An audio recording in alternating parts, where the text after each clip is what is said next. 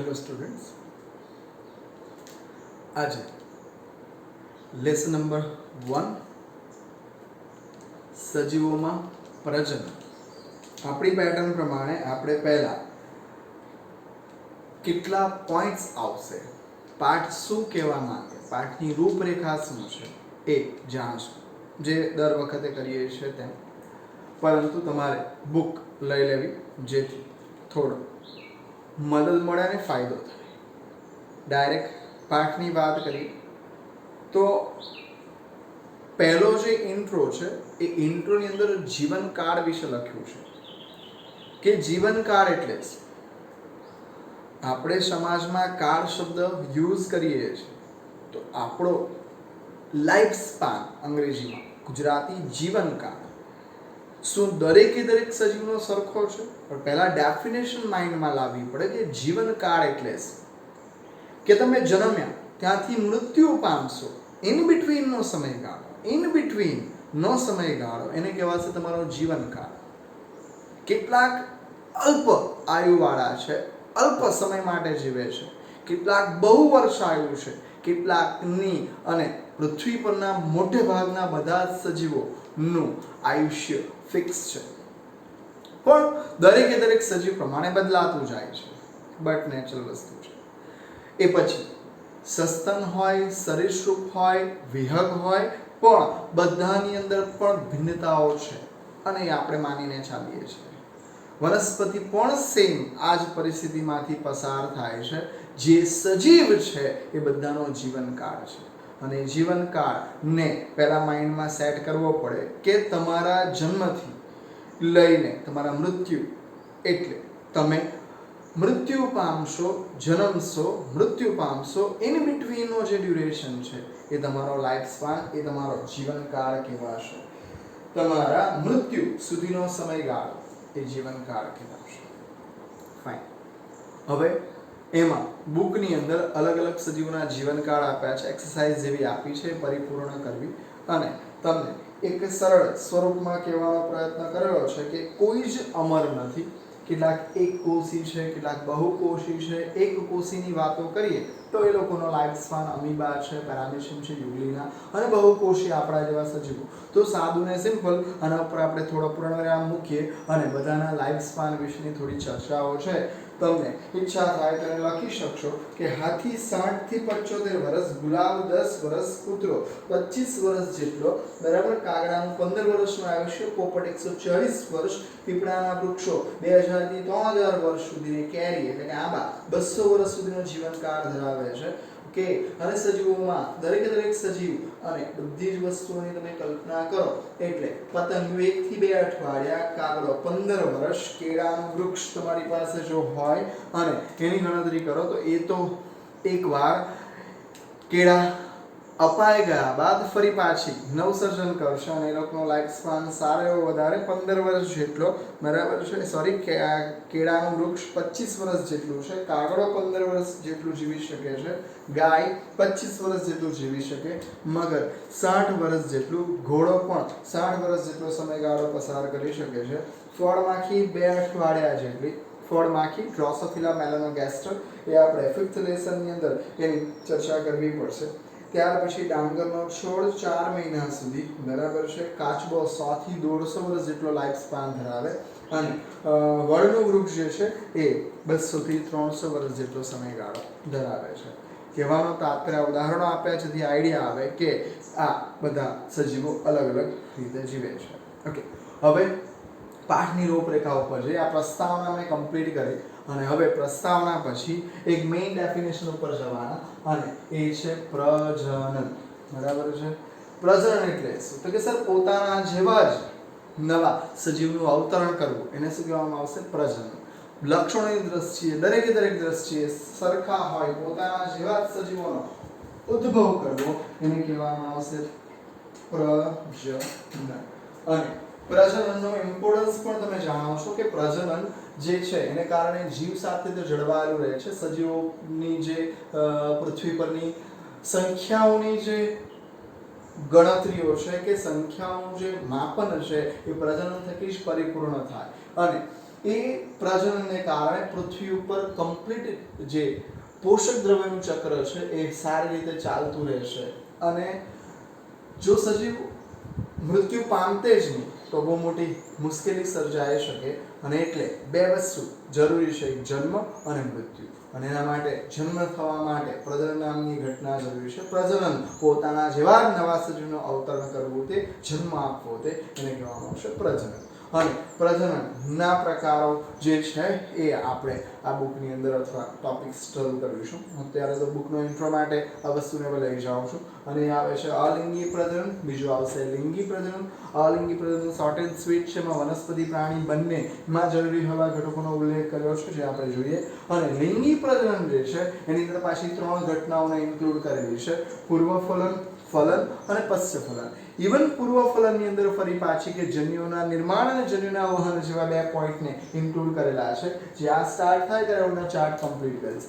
Next ફલન. તો ફલન એટલે મેલ gamete અને ફિમેલ ગેમેટનું ભેગા થવું તે. ડિયર લિંગી પ્રજનન છે, પહેલા માઇન્ડ કરજો, જેમાં 2 સજીવની આવશ્યકતા અનિવાર્ય છે. જ્યારે આ બાજુ અલિંગી પ્રજનનમાં જરૂરી નથી કે 2 સજીવ હોવા જ જોઈએ, કોઈ એક સજીવ દ્વારા પણ નવસર્જન થઈ શકે.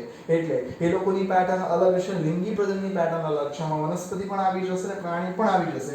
અહીંયા પણ સેમ વનસ્પતિ અને પ્રાણી બંને આવી જશે. એટલે આ બંને માઇન્ડ રાખવાની જેવી વાતો છે.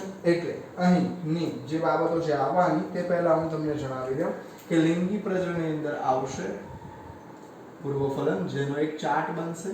ત્યાર પછી આવશે ફલન અને ત્યાર પછી આવશે પશ્ચફલન.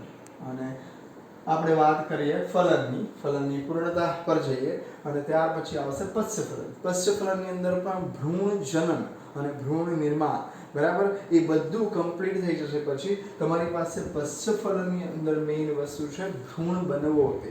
અને યુગ્મનજ જેવી ઘટનાઓને ઇન્ક્લુડ કરેલી છે. યુગ્મ એટલે જોડી, અને એમાં મેલ ગેમેટ અને ફિમેલ ગેમેટનું ભેગા થવું એ ખૂબ જરૂરી છે. અને ત્યાર પછી એની અંદરથી જે ચોક્કસ પ્રકારનો ભ્રૂણ એ તૈયાર થશે, વિકાસનો ક્રમ આગળ ચાલશે અને એક નવો સજીવ તૈયાર થશે. આ તમારા પાઠની રૂપરેખામાં બંને વનસ્પતિ અને પ્રાણી બંનેને ઇન્વોલ્વ કરવાનું છે. એની અંદર ફરી પાછો એક ચાર્ટ બનશે, તેના તરફ આપણે જઈશું. પણ હવે અત્યારે આપણે જે જોવાના છે એ છે અલિંગી પ્રજનન. પ્રજનન વિશેની ડેફિનેશન તો મેં તમને આપી અને ડેમ શ્યોર કે તમે એનાથી પરિચિત થઈ ગયા છો, બરાબર. પ્રજનન એટલે શું? પ્રજનન એક જૈવિક પ્રક્રિયા છે જે સંતતિની ઉત્પન્ન થવાની સાથે જન્મ, વૃદ્ધિ અને મૃત્યુનું ચક્ર સતત ચાલતું રહેવું જોઈએ એવું આની અંદર કહેવા માંગે છે. અને પ્રજનન એક જ પિતૃઓમાંથી શું કે જન્યુઓના નિર્માણ અને એના દ્વારા તૈયાર થતા સજીવો અથવા નવા સજીવો એ કઈ ઘટના દ્વારા તૈયાર થાય છે? પ્રજનન. અને આ જન્યુ નિર્માણ થયા વગર સંતતિઓનું સર્જન શક્ય નથી. તો હવે એ વસ્તુ વિચારવા જેવી છે કે અહીંયા જન્યુઓ જરૂરી છે. તો સર અહીંયા શું? તો કે અલિંગી પ્રજનનમાં જન્યુઓ હોવા જોઈએ એવું જરૂરી હોતું નથી. 2 જન્યુઓ હોવા જોઈએ એવું જરૂરી હોતું નથી. એક જન્યુમાંથી પણ સીધો સજીવ સર્જાઈ શકે. ધારો કે આપણે કોઈ પ્લાન્ટની વાત કરીએ, ઉચ્ચ કક્ષા પર લઈ જાઓ, પ્લાન્ટની વાત કરીએ તો એક પ્લાન્ટના ધારો કે નાનો મસ્તો પીસ કરીએ અને એ પ્રકાંડને સીધું જમીનમાં અનુકૂળ પરિસ્થિતિ પૂરી પાડી એટલે નવી વનસ્પતિનું સર્જન થશે. જરૂરી નથી કે એના માટે સીડ્સ રોપવા જ પડે. તો આ બધી બાબતોમાં અલિંગી પ્રજનન એક રીતે આગળ છે. અને અલિંગી પ્રજનનને કારણે સૃષ્ટિ પર જે સજીવો છે એનો વ્યાપ વધે છે. લિંગી પ્રજનન માટે 2 સજીવની આવશ્યકતા અચૂક હોય છે, જેને કારણે આ વસ્તુ આપણે પરિચયમાં લઈશું. ઓકે, અલિંગી પ્રજનનની અંદર બંને વસ્તુ આપણે લઈશું. એમાં પ્રાણી અને વનસ્પતિ બંનેનો જ ઉલ્લેખ કરેલો છે. પહેલા જે છે એના ધીમે ધીમે આપણે જઈશું એટલે ખ્યાલ આવશે. દ્વિભાજન, બીજું છે કલિકા સર્જન, ત્રીજું છે કોષ્ઠન, ચોથું છે બીજાણુ નિર્માણ અને વચ્ચે તમારી પાસે બુક સાથે હશે તો તમને મેળ પડી જ જશે. અને એની અંદર ફૂગ અને લીલ ના સંદર્ભમાં થોડા નીચલી કક્ષાના છે તો એ લોકોની અંદરની પેટર્ન અલગ અલગ છે, જેની અંદર ચલ બીજાણુ, અચલ બીજાણુ, કલિકા સર્જન, અંતકલિકા સર્જન જેવી બાબતો લખેલ છે. જો મેં અહીંયા છૂટું પાડીને તમને આપ્યું છે જેથી તમે એને ઇઝીલી છૂટા પાડી શકશો. બુકની અંદર તો નિબંધ જેવો લખ્યો છે, પીડીએફ ની અંદર તમને મદદ મળી જશે. અને બીજી જે છે ઉચ્ચ કક્ષાની વનસ્પતિ, એમાં મગજ ઘસવાની જરૂર નથી. ઉચ્ચ કક્ષાની વનસ્પતિ રેડિયર આવૃત બીજધારી અને અનાવૃત બીજધારી. તે સિવાયની તમે જોવા જાઓ તો આપણી પાસે નીચલી કક્ષાની વનસ્પતિઓ પણ ખરી. અને નીચલી કક્ષાની વનસ્પતિમાં તમારી પાસે 11મા ધોરણના ત્રીજા પાઠ અને બીજા પાઠનું નોલેજ હોવું જોઈએ. જે એકદમ નીચલી કક્ષાના છે, જે લોકો પાસે સુકાય પ્રકારની બોડી છે, એ લોકોના વનસ્પતિ દેહમાં કંઈ જ નથી. હવે અમીબાની વાત કરીએ અને પેલી બાજુ લીલની વાત કરીએ તો તમે તરત સમજી જશો કે એક કોષી લીલ અને એક કોષી સજીવ તરીકે અમીબાને ગણીએ છીએ તો એ વેરિએશનને સમજો. એ લોકોના પ્રજનન પણ મનુષ્યના પ્રજનન કે ઉચ્ચ કક્ષાના સજીવોના વનસ્પતિઓ તથા પ્રાણીના પ્રજનન કરતા ફાસ્ટ છે. કારણ કે એ લોકો કયા પ્રજનનને અનુસરે છે? એ લોકો મોટે ભાગના અલિંગી પ્રજનનને અનુસરે છે. અને તેની અંદર પહેલું જે છે અમીબા અને પેરામીશિયમ બહુ ફેમસ, અને એ છે દ્વિભાજન. તમને ખબર જ છે દ્વિ એટલે બે, એટલે સર્જાયેલો એક ઘટક. એટલે કે સપોઝ આપણે લઈ લઈએ, હવે હું રબ કરીશ અને ત્યાંથી આપણે આગળ કમ્પ્લીટ કરીશું. પહેલું જ છે દ્વિભાજન, અને તમને એની અંદર કોઈ જ પ્રશ્ન નહીં રહેશે દ્વિભાજનની અંદર, તો કે હા ખ્યાલ છે કે એકમાંથી બે, અને એની અંદર અમીબા, પેરામીશિયમ, યીસ્ટ જેવા ઘટકો તમને મળશે. આ ઓબ્ઝર્વ કરજો, અગાઉ પણ આવી ગયેલું હશે 10મા ધોરણમાં. અમીબા અને કોષ કેન્દ્ર, અને કોઈ એક જગ્યાએથી કોષરસ પટલ, કોષરસ પટલ ભૂલી ન જવાવું જોઈએ કે આ કોષરસ પટલ છે. કોષરસ પટલનું ઉપસંકોચન શરૂ થશે, ધીમે ધીમે ધીમે અંદર તરફ પ્રયાણ કરશે, અને થોડા સમયમાં તમે જોશો તો આ ઉપસંકોચન જબરદસ્ત રીતે અંદર સુધી પહોંચી ગયેલ હશે, અને અંદરના ભાગે કોષ કેન્દ્ર પણ બે ભાગોમાં વિભાજિત થઈ જશે. ફાઇનલી તમે જોશો એટલે આ ઘટનાની અંદર તમારી પાસે એક કોષ હતો, એટલે એક અમીબા. એ અમીબામાં દ્વિભાજન દ્વારા કેટલા નવા બે બાળ અમીબાનું સર્જન થશે, અથવા બાળ કોષોનું સર્જન થશે. આ આવડવા જેવી વસ્તુઓ છે. એની અંદર તમે એક વસ્તુ કહી શકો કે અહીં કેવું વિભાજન થાય છે, તો કે આયામ વિભાજન થાય છે. કેટલાક કિસ્સાઓમાં અનુપ્રસ્થ વિભાજન પણ થાય છે, અને આ બધી વસ્તુઓ તમને ખ્યાલ છે. એટલે આ ઉદાહરણ તમારું પહેલું પૂર્ણ થાય છે, અને એ છે દ્વિભાજન. કે ચોક્કસ પ્રકારની આબેહૂબ કોપી પ્રતિકૃતિઓ તૈયાર થશે, અને આની અંદર કોઈ પણ પ્રકારની શું કે મિલાવટ નહીં હશે. મિલાવટ ઇન ધ સેન્સ આ જગ્યા ઉપર મિલાવટ આવે, માતા અને પિતા બંનેના લક્ષણો આવે, અને અહીં એવી કોઈ જ સંરચનાઓના ફેરફારની ઘટના ઘટતી નથી. ઓનલી 1%, અને એક જ ઘટકમાંથી નવા બે સજીવોનું સર્જન થાય, એટલે આ દ્વિભાજન. બીજું તમને કહી દઉં બહુભાજન. ત્રીજું હવે આવે છે કલિકા સર્જન. તો બહુભાજનના અર્થમાં દ્વિભાજન એટલે એકમાંથી બે, બહુભાજન એટલે ઘણા બધા. અને અહીં બીજી જે વિધાન છે કલિકા સર્જન, એ કલિકા સર્જનની અંદર હું આને હટાવી દઉં, અને જે આપણે એન્ટ્રી કરીશું એ છે યીસ્ટ. અને યીસ્ટ થી તમે પરિચિત હશો. યીસ્ટ બહુ બધી જગ્યાઓ પર યુટિલાઇઝ કરીએ છીએ ને, યીસ્ટ વગર બધું અધૂરું છે, જે તમને પણ ખ્યાલ હશે કે આથો લાવવા માટેની ચીજ તરીકે મોટે ભાગે આપણે યીસ્ટ યુટિલાઇઝ કરીએ છીએ. અને યીસ્ટના બોડીના સરફેસ પર અચાનક જ થોડો ભાગ ઉપસી આવશે. ઉપસી આવી અને આ પોતે સ્વતંત્ર સજીવ તરીકે વર્તશે, એટલે આ એક નવો યીસ્ટ તૈયાર થવાની ઘટના તરફ જશે. અને આ ચોક્કસ પ્રકારની યીસ્ટની શું તૈયાર થઈ કહેવાય, તો કે આવડે છે આ વર્ડ વસ્તુ તમને ઓળખો છો, આને કહેવામાં આવશે બડિંગ, કલિકા સર્જન. બીજું એક ઉદાહરણ જે તમે પરિચિત છો 11મા ધોરણથી, અને એ જો ખ્યાલ આવી જાય તો માઇન્ડની અંદર લાવજો, અને એ ખ્યાલ હશે જ હશે કે હાઇડ્રા જેવા પ્રાણીઓની અંદર ડિયર અહીં આ એક કોષી સજીવની વાત ચાલે છે, ઉદાહરણ પૂરતું લઉં છું, અને આ જગ્યા ઉપર કેટલોક ભાગ ઉપસી આવશે. ધીમે રહીને આ ઉપસેલો ભાગ વિકાસ પામતો જશે, પામતો જશે, પામતો જશે, અને આ વેરાયટી તૈયાર થશે. એ પોતાના પિતૃથી છૂટું પડી સીધી ધરીએ નીચે પડશે, અને પોતાનું સ્વતંત્ર જીવન શરૂ કરશે. તો આ પણ એક પ્રકારની કલિકા સર્જનની ઘટના સમજ માટે આ દર્શાવી છે ડિયર, કારણ કે આ કહેવાશે બહુકોષી. જ્યારે આપણે અત્યારે જે શીખી રહ્યા છીએ એની અંદર આપણી પાસે એક કોષી યીસ્ટની વાત કરેલી છે, અને એક કોષી યીસ્ટમાં આ ઘટના ઘટે છે, અને આપણે જે આથાવાળી પ્રોડક્ટ ખાઈએ છીએ એ બધી પ્રોડક્ટની અંદર અને ખમીર અથવા યીસ્ટ તરીકે ઓળખવામાં આવે હિન્દીની અંદર. અને આ છે તમારી પાસે કલિકા સર્જન. બીજો પોઈન્ટ કમ્પ્લીટ થાય છે. અને ત્યાર પછી હવે આવે છે બીજાણુ નિર્માણ. અને બીજાણુ નિર્માણની અંદર શબ્દ પણ તમને ખ્યાલ છે, અને આ બંને શબ્દને હું એકી સાથે લઈ લઈશ જેથી ક્લિયર થઈ જશે કે કેટલીક વાર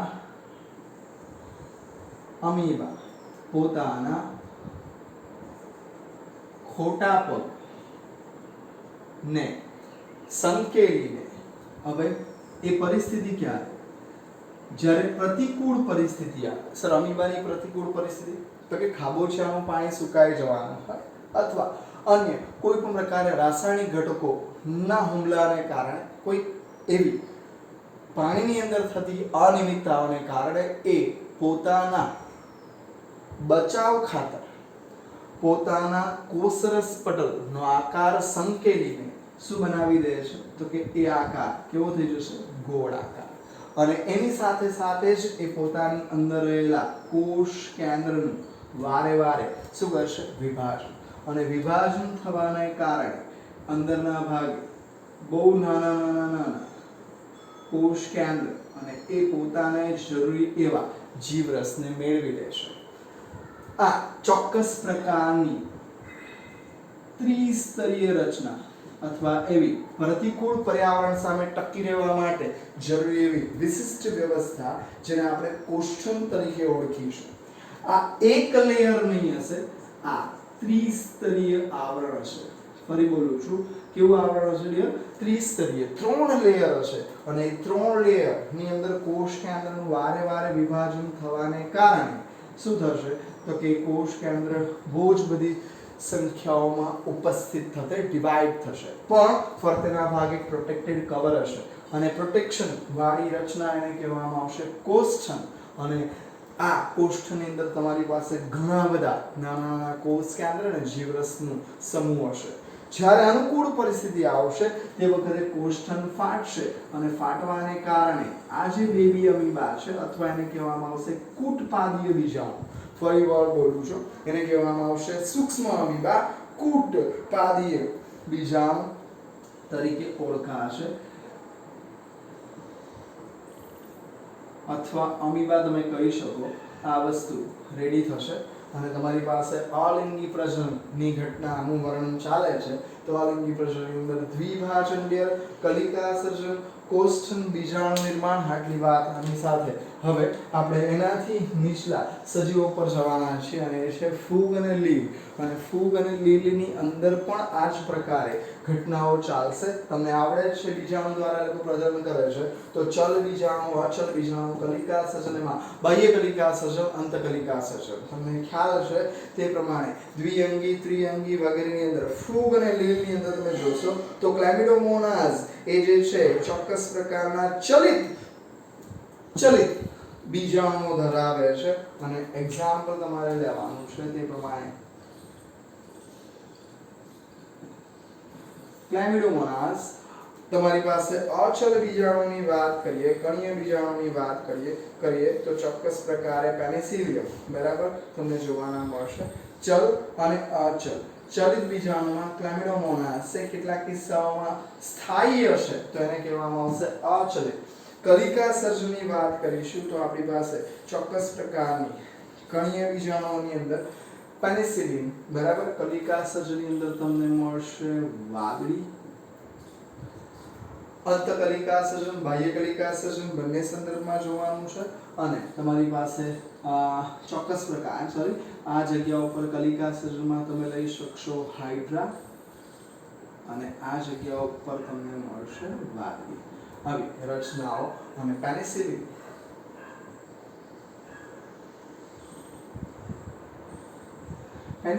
જેવી ફૂગ પોતાના બીજાણુ જે ખરા એમાં કણીય બીજાણુ તરીકે ઓળખાતી રચના દ્વારા પણ શું કરે છે? પ્રજનન કરે છે. એ કણ બીજાણુ કલિકાઓ દ્વારા, અંતકલિકાઓ દ્વારા. અહીં હું બદલું છું, અહીંયા કહેવામાં આવશે કણીય બીજાણુ બરાબર છે. ચલ બીજાણુ, કલીય બીજાણુ, કલિકા સર્જન, અંતકલિકા સર્જન. આટલી પેટર્ન પૂરી થશે અને આપણે ધીમે અને આ બાબતને પૂરી કર્યા પછી આપણી પાસે જે ઉચ્ચ કક્ષાની વનસ્પતિઓ છે એની અંદર પણ આ ટર્મિનોલોજી જોવાની મળશે. એને આપણે નેક્સ્ટ વિડીયો અને ત્યાર પછી લિંગી પ્રજનનની ઘટના તરફ જઈશું. આટલી વસ્તુ મેમરાઇઝ કરી લેવી. પહેલા તો જીવનકાળ એટલે શું, પ્રજનન એટલે શું, પ્રજનનના પ્રકાર શું, અલિંગી પ્રજનન, લિંગી પ્રજનન અને અલિંગી પ્રજનનની અંદર દ્વિભાજન, કલિકા સર્જન, કોષ્ઠન, બીજાણુ નિર્માણ, ફૂગ અને નીલ જેવા નીચલી કક્ષાના સજીવો અને ઉચ્ચ કક્ષાના સજીવોનું જે પેટર્ન છે એ બાકી છે. Thank you.